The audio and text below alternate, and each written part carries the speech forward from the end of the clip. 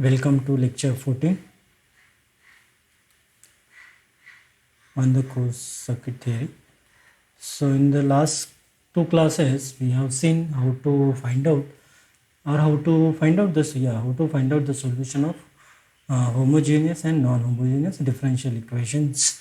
Homogeneous equation is that where the forcing function was 0, and non-homogeneous equation was that where the forcing function was non-zero, right? So we have seen how to find out the solution for it, right?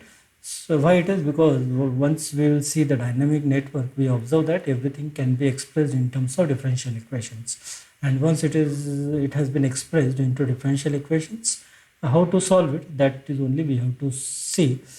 That is, we have to solve the circuit using our classical solution. That is the solution of ordinary differential equation. Okay. Now with this, let us see.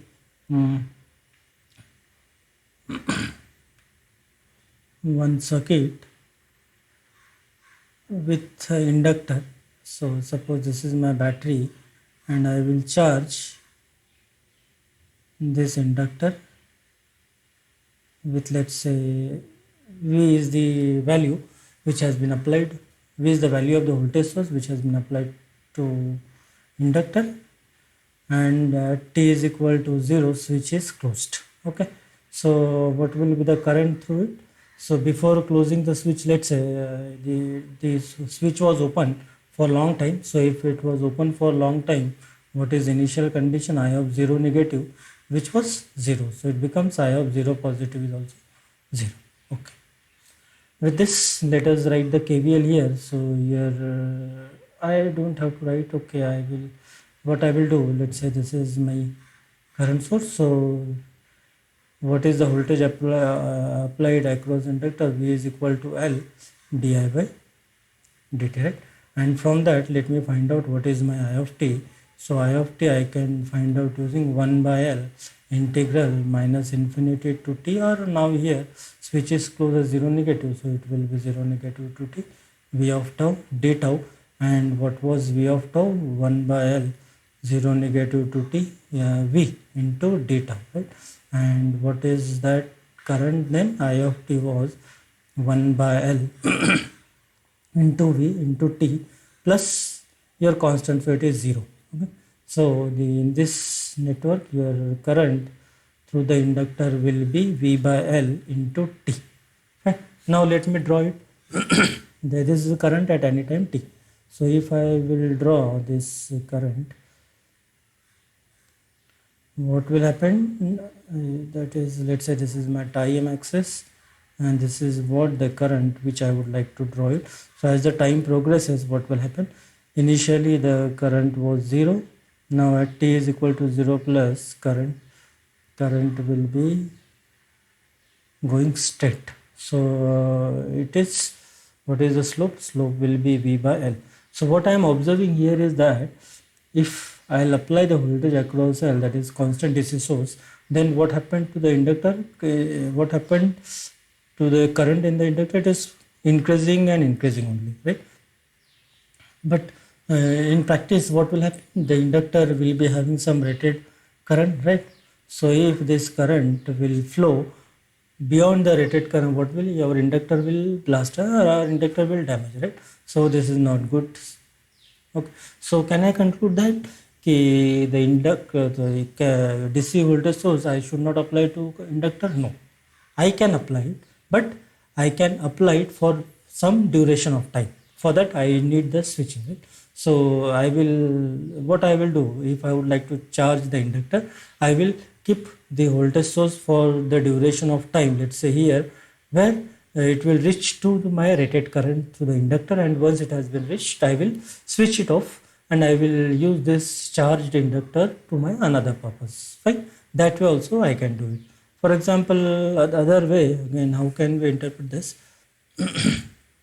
And again, what about the energy here? If it is going increasing, if the current is increasing and increasing, energy will be infinite.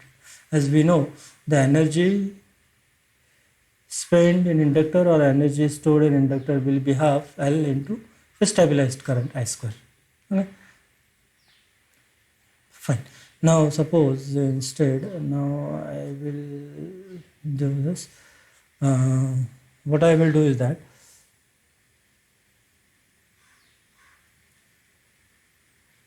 I will, so the switch was connected here, and to this I have 2 points. One is this A point, and suppose this is my B point.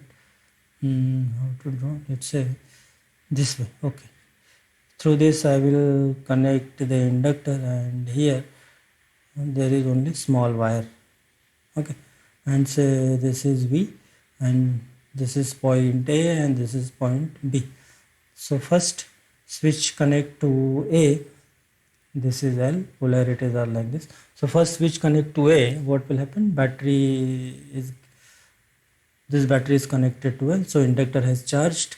Now again it is increasing. Now what I will do, at some rated voltage, not rated voltage, some rated current of the inductor, let's say this is IR, sometime I will get it, let's say tau 1. So in this tau 1, what I will do, I will switch this to here. Okay, so I have drawn in a wrong way. So suppose the switch is like this. Okay, so previously switch was connected here. Now this is not position here, position A will be here. Okay, now once it has been charged, what I will do now, I will move this switch here. Okay, so now what will happen, there are two switching instant. At one switching instant, inductor has been fully charged. Now at, let's say, t is equal to tau 1, what I am doing the switching. So before the switching happening at tau 1 is equal to tau, my current was something IR, let's say, right? And after that, what will be the circuit? When switch move to position B, the circuit looks like this. This will be your L. Okay, and current is flowing this direction, say. So now what will be current? Yeah, current flowing is this, that is IR, and from that onwards the current situation will be like this. So let me draw it, the total current waveform. So this is the thing. So what I will do, first from t is equal to 0 to, let's say, time tau 1, my switch position was at A. Okay, so and I allowed it up to rated current. Then what happened, once it has been let's say I allowed up to tau 1 with the rated current, then I will move switch from A to B, and with this energy has been stored, or energy has been stored in inductor, that is half Li square. And what was the I was R, right? IR, right? So what is the energy stored? That will be half L and IR. This is your, what if it is IR, this is IR square. So this way also we can charge the inductor. Okay, now next what we will do, we'll see the series RL circuit.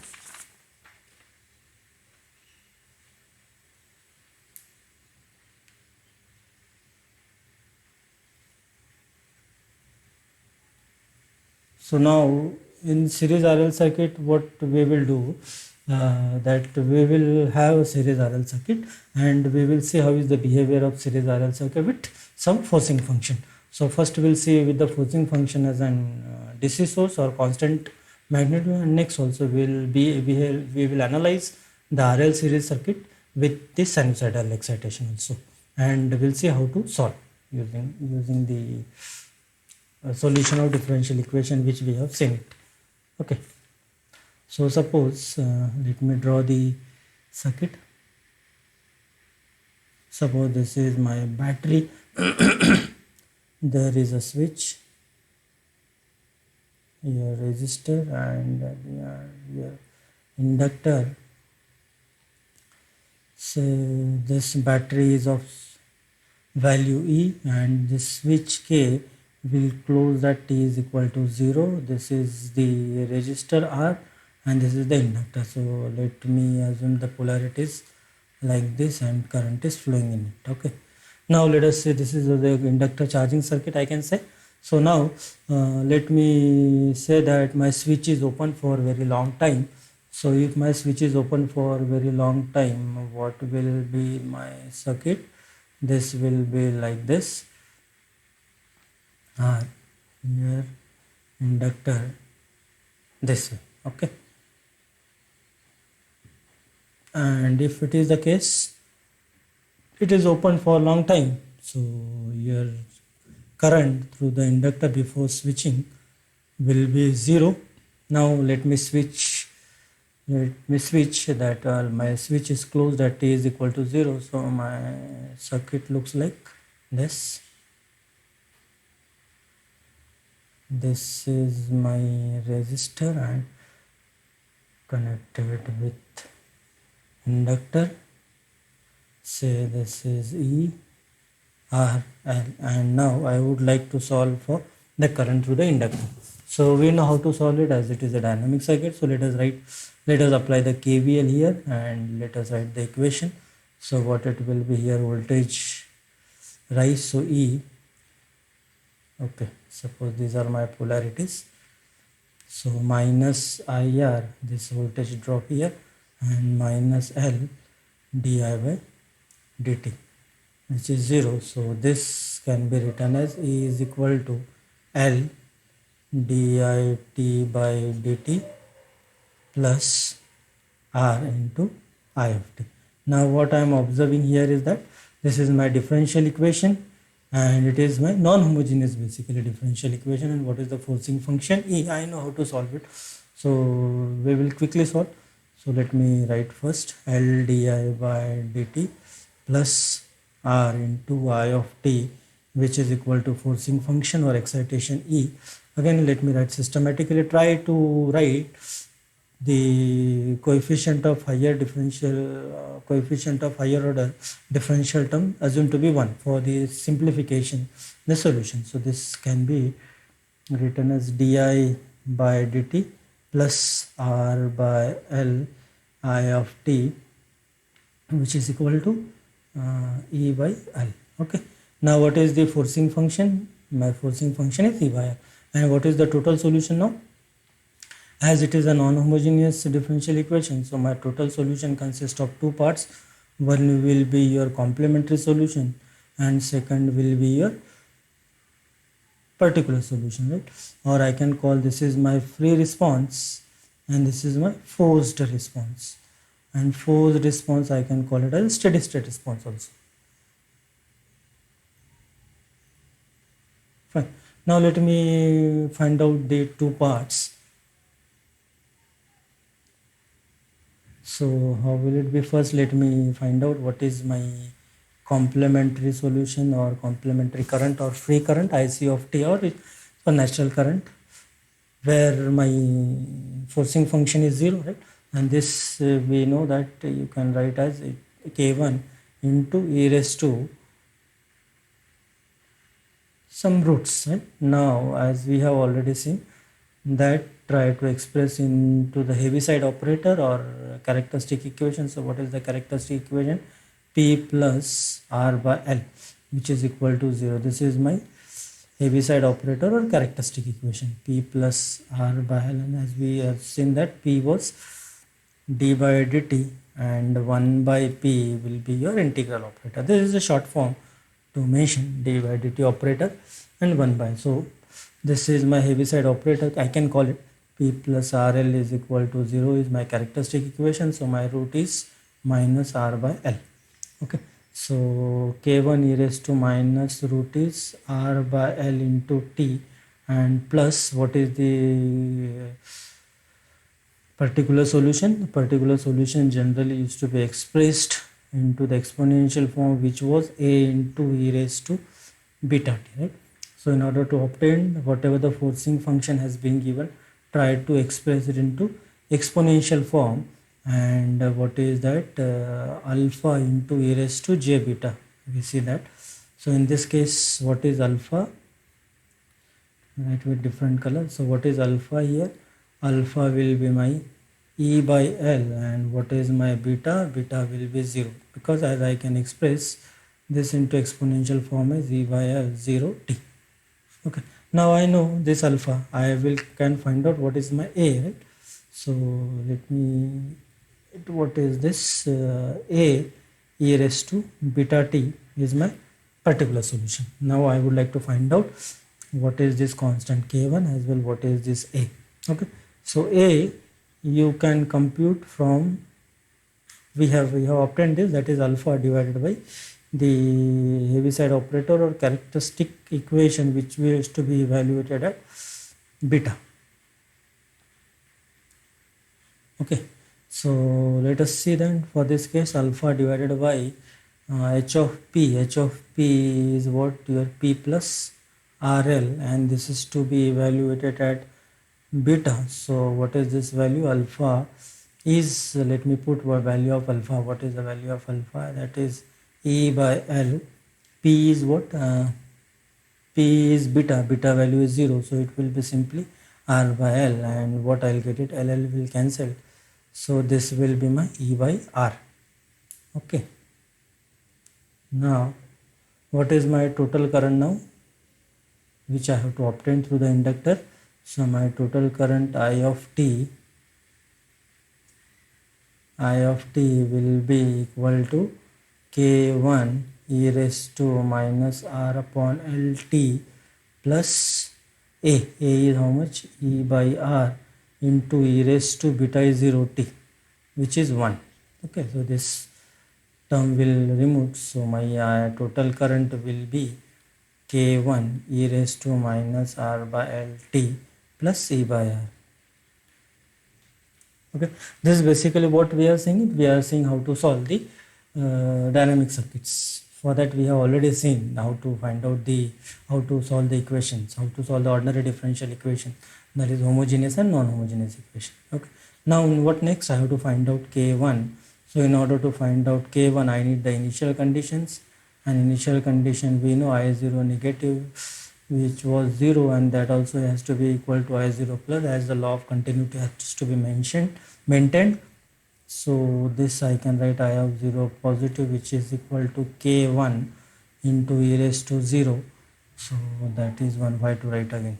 Okay, that we will assume that e raised to 0 is 1 plus e by r, and again I know I of 0 plus that initial current was 0, so which is k1 plus e by r. So with this what I'll do it, my k1 value will be minus e by r, and this I'll put it in my total current I of t, which is minus e by r e raised to minus r by l into t plus e by r. Okay, and this will be, I can write as e by r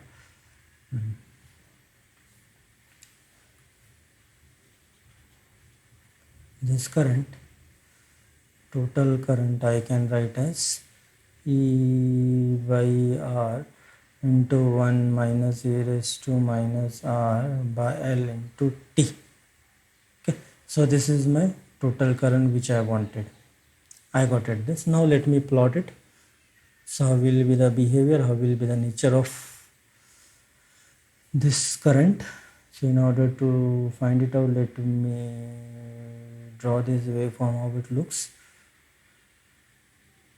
Okay, this is the time axis, and this is the current which I would like to draw. So from minus infinity to I0 negative, this current is 0. Okay, and at this t is equal to 0, at the t is equal to 0, I am doing the switching. So after switching, what will happen here, as the time progresses, the current reaches to steady state, and it will increase in exponential fashion. Okay, and after some time it will reach to steady state. Okay, and this will be my steady state current. What will be this? E by r. Okay, so this way also you can charge the inductor. Okay, we'll find out what is the energy. So what I wanted to say from that, I have the network like this. To this I have applied the battery this is R and L, and what happened during the switching. Okay, once switching has been done, what will happen? L was open circuited initially because L is relaxed, so your I of 0 positive will also be 0. And if I'll apply it for long duration of time, what will happen? Your inductor will be charged, and what at the end your inductor will be short circuited. So what is the current will be, final current will be, or steady state current will be E by R. That is what I can conclude from it, right? So at t is equal to infinity, e raised to minus infinity, that is 0. So ultimately this final current of steady state current will be E by R. And if I would like to evaluate at t is equal to 0, so e raised to 0, that is 1. So 1 minus 1 0. So it is because inductor is initially open circuit, as we are assuming, not assuming, as we are thinking that they relaxed, but the inductor has to be relaxed. Okay, so initially relaxed inductor will, once we will do the switching in absence of impulse, it will behave as open circuit, and at infinity it means as the time progresses, so this will be acting as a short circuit, and that's why I got it the final current as E by R. Okay, now what I want to tell you is that okay, I have applied I have done the switching, right? And then I have charged the inductor. So now I want to know that whether my inductor has been really charged or not. So how can I do? How should I know that my inductor has been charged or not? So how much time I should wait for the inductor to be charged, right? Means what I want to tell you is that once I have connected the switch like this, now what happened? The inductor will charge, right? But what I observe that the stabilized current will be, inductor will be fully charged at t equal to infinity. So do I mean that I have to wait for infinite amount of time, that I have to wait for 2 days or 3 days for the inductor to be charged? Huh? Okay. No, it is not at all physically possible. So what can be done here?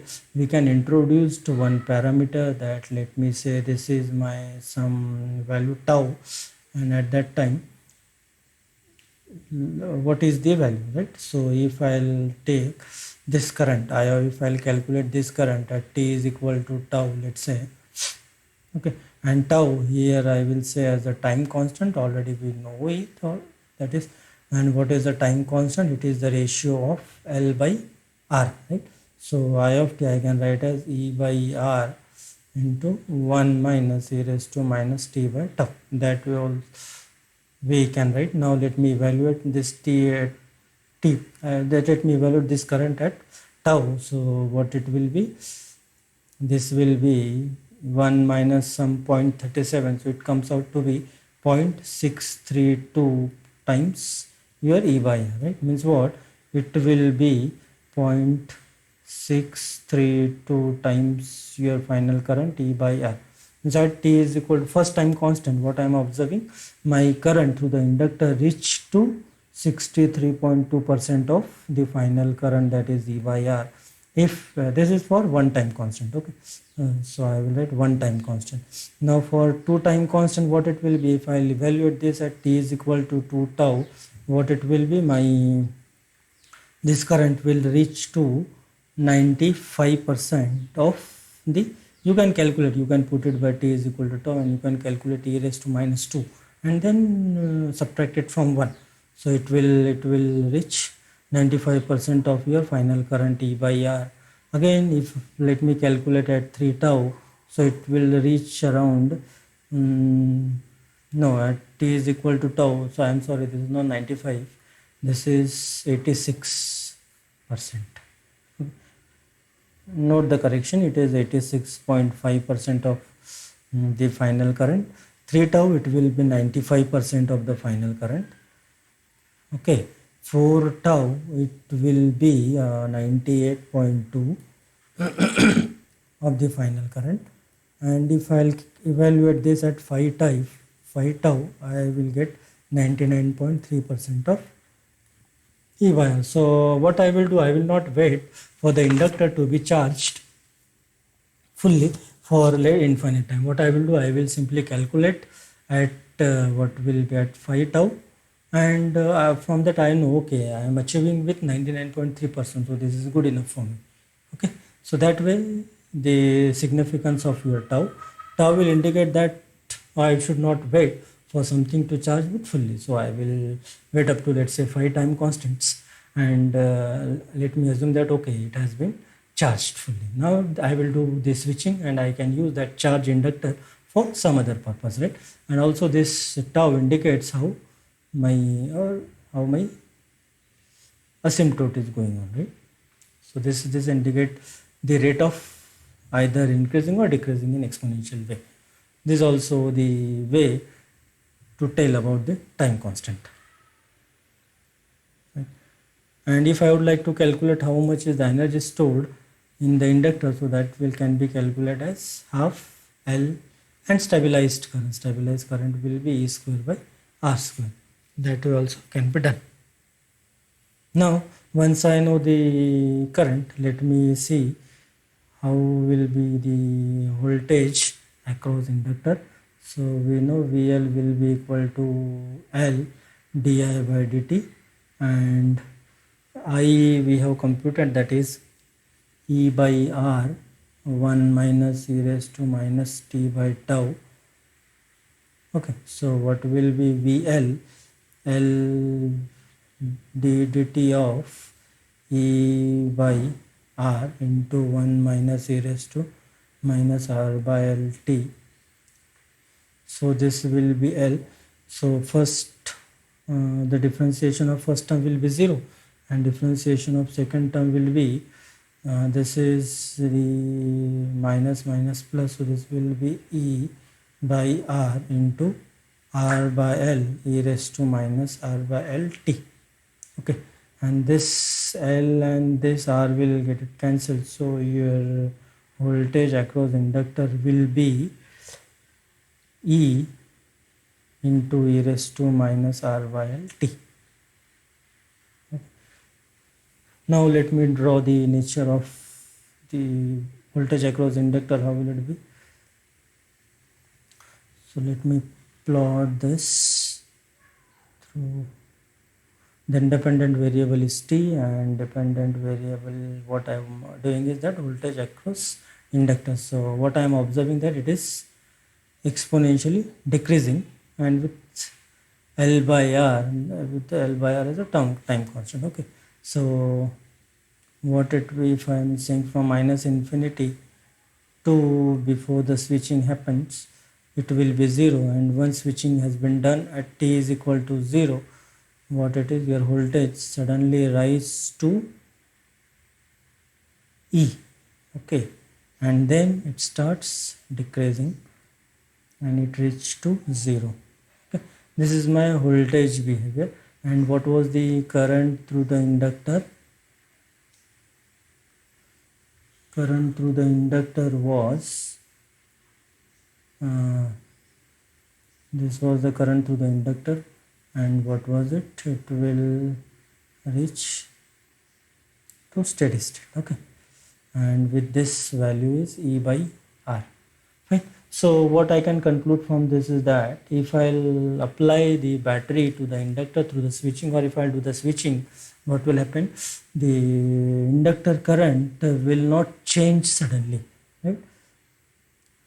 It will not jump immediately after the switching, whereas what I am observing here, if I do the switching at t is equal to 0, there is a sudden jump for the voltage across inductor, but there is no sudden jump for the inductor. Inductor will smoothly increase. Okay, whereas voltage across inductor will be sudden jump, and then it will decrease exponentially, right? And at the end, what will happen? The voltage has to be 0, because after some time, or after 5 time constant, your current to the inductor has been stabilized, or it will be constant, and that if what is the voltage across inductor, it will be the rate of change of current, right? And current is constant, that's why voltage has to be 0 when inductor has been stabilized, or when the inductor when the current through the inductor is constant.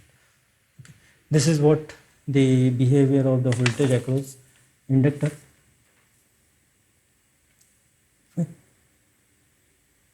Now next